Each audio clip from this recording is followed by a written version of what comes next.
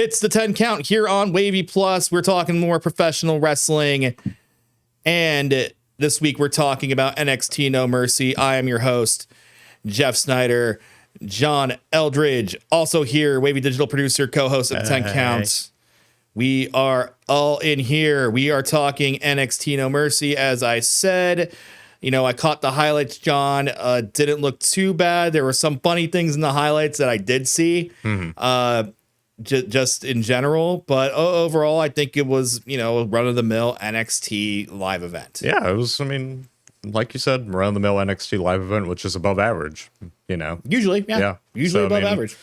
I liked a lot of the matches on this card. There wasn't really any necessarily bad matches. I mean, there was a lot that wasn't really unexpected, but they were all solid, so I mean, it's all you can really ask for sometimes, especially with an event that's kind of lead it into something more big with the whole TNA showdown. Yeah, absolutely. We'll talk about that in a minute because there's a little bit of a change to that show. It's kind of a big change, actually.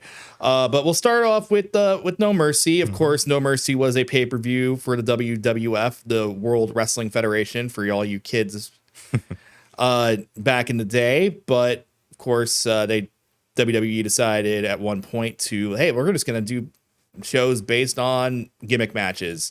So the No Mercy name was retired for a while, and of course they brought it back a few years ago for NXT, which is awesome. So the first match on the card was Javon Evans against Josh Briggs. In the highlights, a lot of cutters from Javon Evans. Yeah, well, it's his signature move, man. I mean, he hits a cutter like, I mean, no one else really. And he just, the way that he moves in the ring and just the way that he is as a wrestler, I could watch him all day. I mean, he elevates everyone he's in the ring with.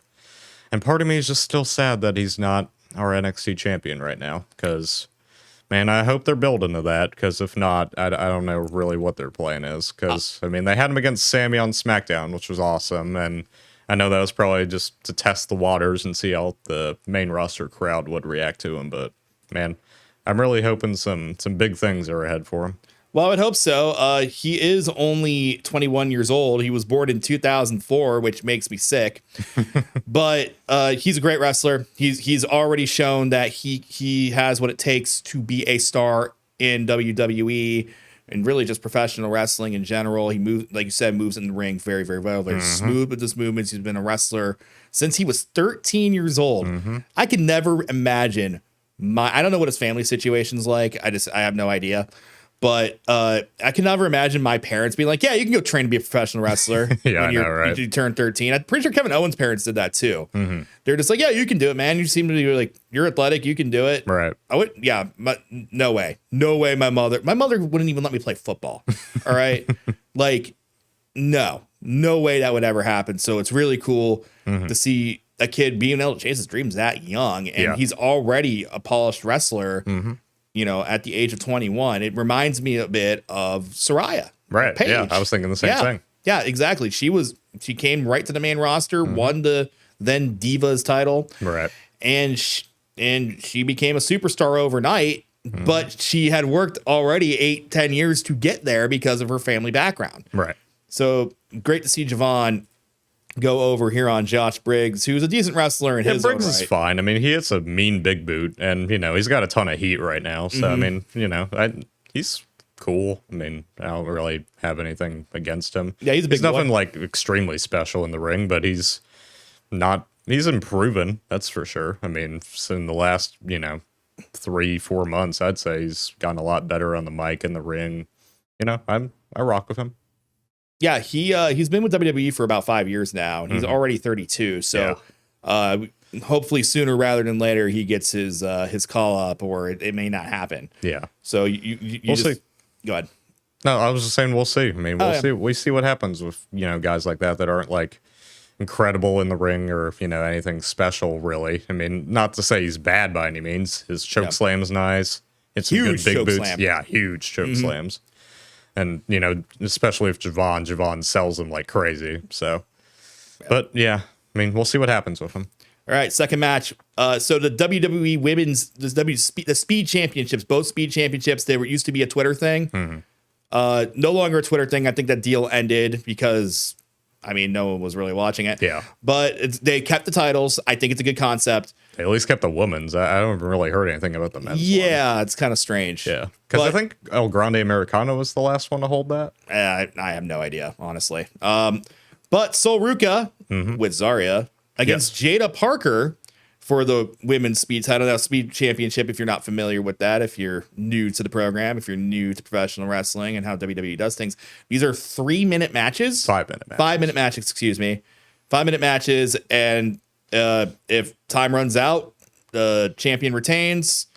If there's a fall, the champion retains. But if the challenger can beat the champion in 5 minutes, they become champion. Well, Jada Parker did not do that. No. She got distracted by Zarya outside of the ring. Lash Legend. And then Lash Legend showed up. And then Zarya speared Lash Legend in half going after Jada. Yep. Then Jada rolled back into the ring, and Sol Ruca is so athletic. Yeah. She is so good. So good. And she hit the Soul Snatcher, and beat Jada Parker with 18 seconds left in the match. Sol Ruca is in a unique situation. I think WWE is having a problem making male stars right now in the main roster. They're not having the problem with the women. No, so not at all. I think she's kind of in between that. She can be a star and she will be a star on WWE's main roster. I fully believe that. But right now it's just not the time. I thought she's been ready for a year or so now. Yeah, she's ready. All right. I mean, it's just going to be hard to get 2 belts off of her. It's just not.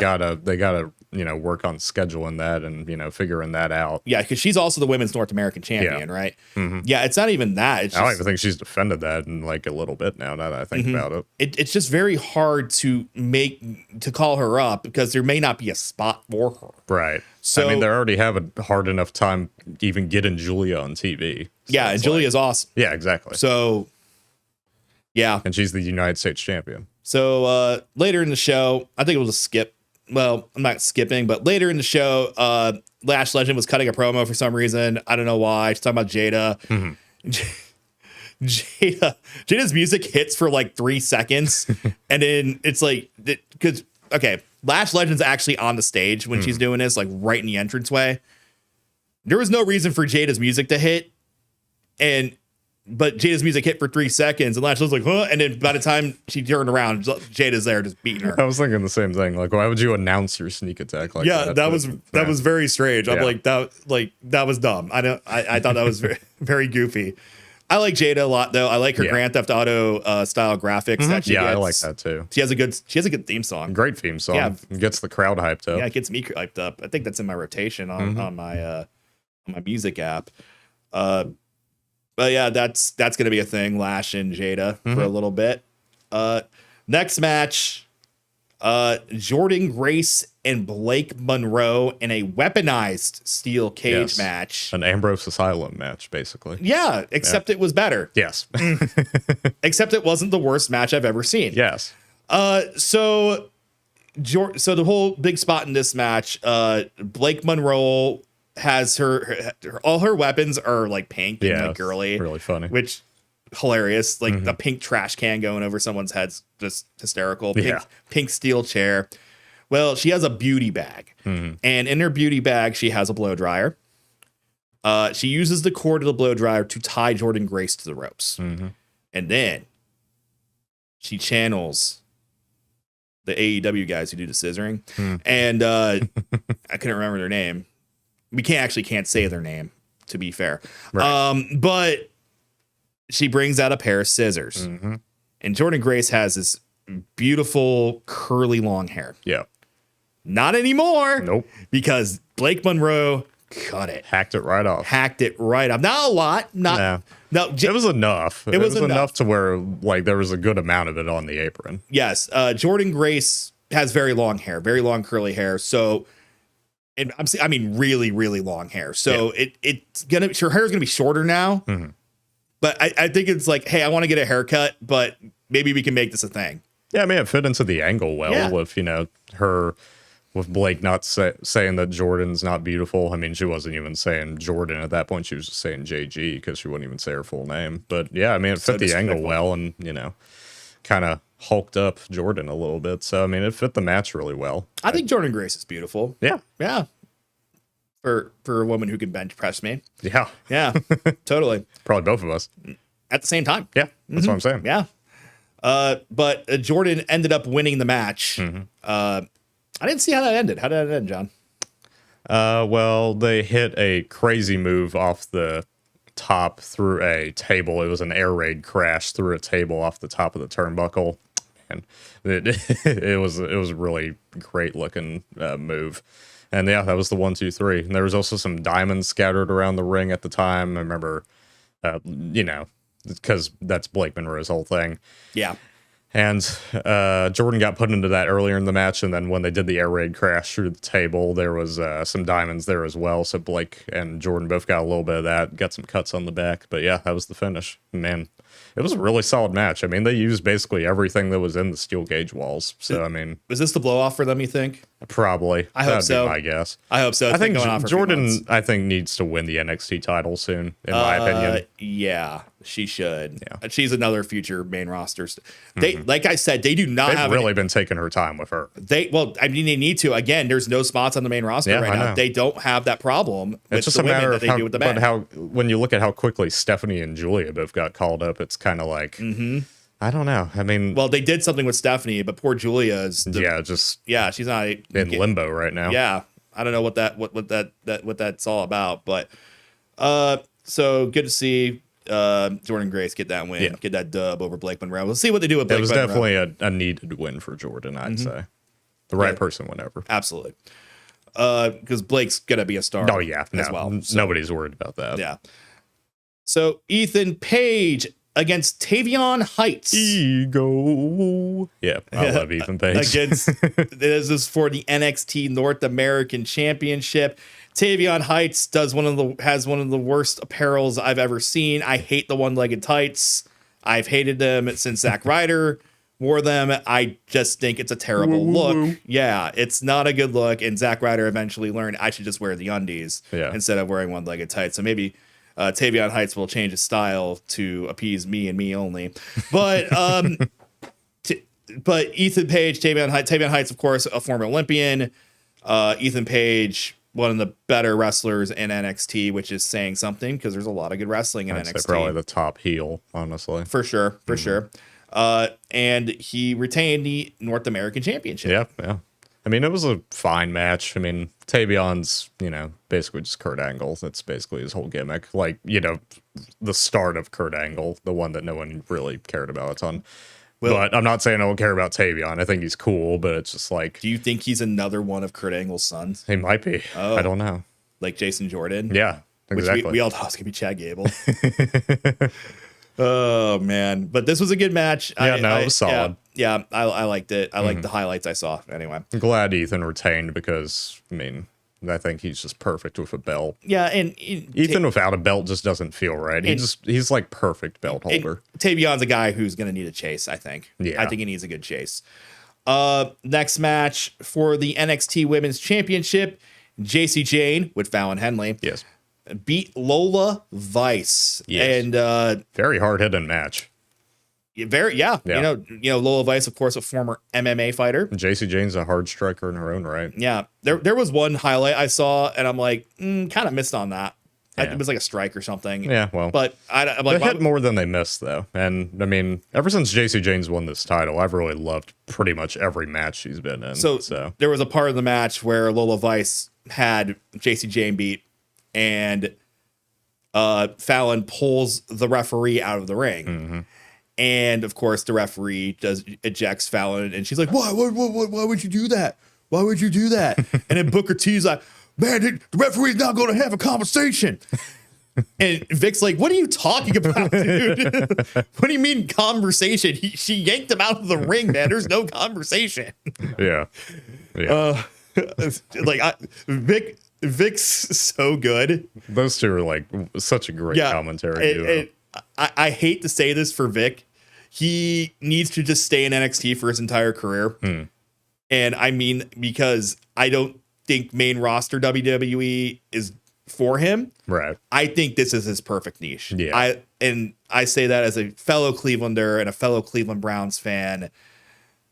Love you, Vic Joseph. Keep doing what you're doing there with Booker. But good match overall. Yeah, good match overall. JC Jane, she's probably NXT for life at this point. Probably. I mean, but she's put on some great matches. Yeah. Like, I'm not gonna lie. Like, I gotta be honest, I hadn't seen a ton of JC Jane matches before she beat Stephanie for the title, like clean. Well, not clean, but you know what I mean. But now that I've seen like 4 like solid title defenses, I mean, I'm pretty bought in, honestly, because I like her style in the ring. Yeah, she's good. She's good. So at some point before we get to the main event, so Ava Rock comes on screen. Yes. And is talking about NXT versus TNA. They're going to do this whole thing. And she's on here.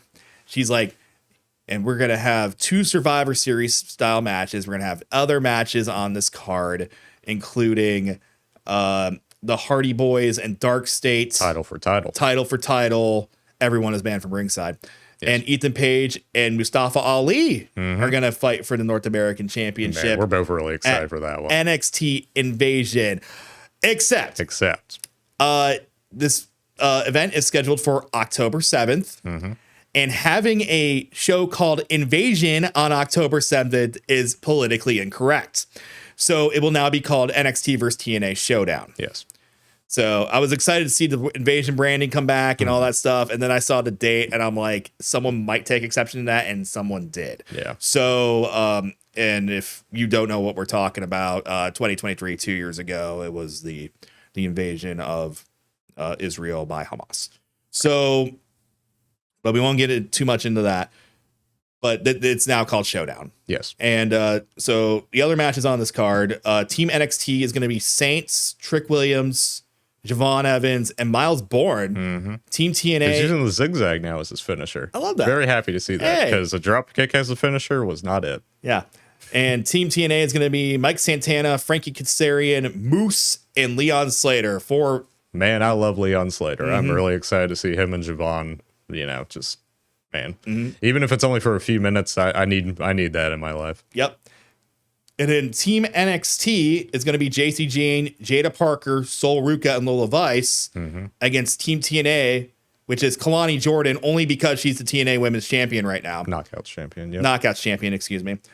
And then the Inspiration, and if you don't know who that is Jessie McKay, Cassie Lee, a.k.a. Billie Kay and Peyton Royce. The Iconics are back. That's great. That's great to see. I know Cassie took some time off. She had a baby. She's married to Sean Spears. So they're back. Another member of the Cullen. And Mara is it Sade? Mara Sade. Yeah. I'm not familiar with her. But she is also going to be on Team TNA. So that's Kalani Jordan, Jessie McKay, Cassie Lee, and Mara Sade. Of course, Jessie and Cassie Lee were NXT Black and Gold staples. So, I think it's going to be a lot of fun, this event. I'm very excited all 4 matches look like they could be really interesting. This is a standalone this is an episode of NXT. Yes. On the CW on Wednesday. Yeah. On Wednesday the 7th. So tune in to CW 43.2 if you're using an antenna. Check your local listings. We definitely want you to tune in for that. So let's get back to not Heat Wave. No Mercy. The main event was Ricky Saints against Oba Femi for the NXT Championship, and friend of the show, I always say that because I've interviewed the guy, Ricky Saints is the new NXT champion. Sure is. I mean, don't get me wrong. I love Ricky Saints, but this wasn't overly convincing to me, at least. Really? Yeah, no. I mean, he didn't hit him with like a Rochambeau, didn't hit him. I mean, that would have been something, really. But he didn't hit him with a spear. He just kind of spammed DDTs and won. I mean, just the thing with me is that I think Javon winning the title over Oba would have made a lot more sense. I mean, maybe at Heatwave, maybe at Stand and Deliver, coming up. But I don't know. I mean, I think this is going to ultimately lead to Javon winning the title over Ricky, which you know, I don't know how they're going to end up doing that. I think that's more believable than Javon beating Oba. Yeah, but he's had such a good history of Oba is the thing. Sure. And like he's like outside of that Heatwave thing, he basically had him beaten. I'd say that was a lot more convincing than this, personally. You know, maybe Oba gets the title back at Stand and Deliver. You ever seen that movie? Stand and Deliver? That sounds familiar. Okay, yeah, it's about it's a teacher in, I think it's inner city Los Angeles, and he's a math teacher, and he gets all these kids who are like all like horrible at math and like just not motivated and can't try, and they've had problems at home and whatnot. And he teaches them all calculus, and they all ace the ACT on calculus or SAT or something like that. But there's a whole South Park episode that parodies it. How do I reach these kids? So I watched that movie in high school in a film class. So every time I hear Stand and Deliver, I think it's hilarious. But yeah, maybe they do that. Ricky Saints, of course. I'm really happy for Ricky. Don't get me wrong. I am. Yeah. And you know what? And you know what it is? Of course, Ricky first came to national prominence in AEW. Here's the thing. I don't think he really fit there. Nah. I never thought he fit in AEW. No, I agree. There's just something about it. They knew they had something with them. They just didn't know how to use him. And I think he's just more built for the WWE style. Yeah, I agree with that. So I'm glad. Also, part of it that made it not as believable to me is that he's lost a lot. Like he lost the North American title to Ethan Page, and then he lost again trying to get it back. He lost to what's his name? The guy who won LFG. Blanking On his name. Yeah, he lost to him when the stage broke, but that was kind of, goofy. We don't even know if that was supposed to happen or not. But I digress. I'm more interested in what's going to happen to Oba now. Like, is he going to answer Sammy's U.S. challenge and, beat him, kind of like Gunther style, like immediately get a title on the main roster? I would love to see Oba Femi against Gunther. I would too. I would just, that would just be beautiful. That would be a beautiful match for me to watch. Yeah, that would be really good. Oh, yeah. I love Oba. I'm really hoping that good things are ahead for him. As am I. Big man who could just do anything. Just me. Yeah. All right. Wow. We actually burn a lot of the show here. It's nice to not have to rush when there's two shows to talk about. Yeah. So we have about a minute and a half, couple minutes left. Anything on your mind about state of professional wrestling, anything like that? I'm excited for Wrestle Dream. I think that's going to be fun. Oh yeah. In terms of main roster crown jewel, Nah. I mean, Cena versus Styles is cool. I mean, it's cool that Cena politicked, I guess. We don't even know if it's probably what was honestly going to happen, and Cena's just kind of making it seem like he's making it happen. But I don't know. I think that match will be cool. Cody versus Seth is interesting at the very least. We'll see what happens on the women's side. But yeah, in terms of that, I mean, like I felt about the last few, just very meh PLEs. You know what I'm saying? Yes. Of course, that will be on October 11th, which is next Saturday, which is from this recording. We record on Fridays here at the 10 count. It's not the greatest time to record, it's but really not. it's. But we still get to talk about wrestling, and we still get to have this show. In terms of the Speed Championship, the timer that they have on screen is so gigantic.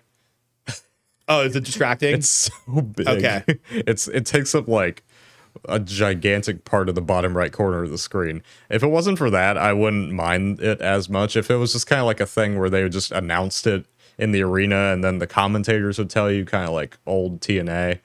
But like when they do the Royal Rumble, like it's not always 90 seconds between, right? Like you can kind of gimmick up like, oh, this match is 5 minutes, right?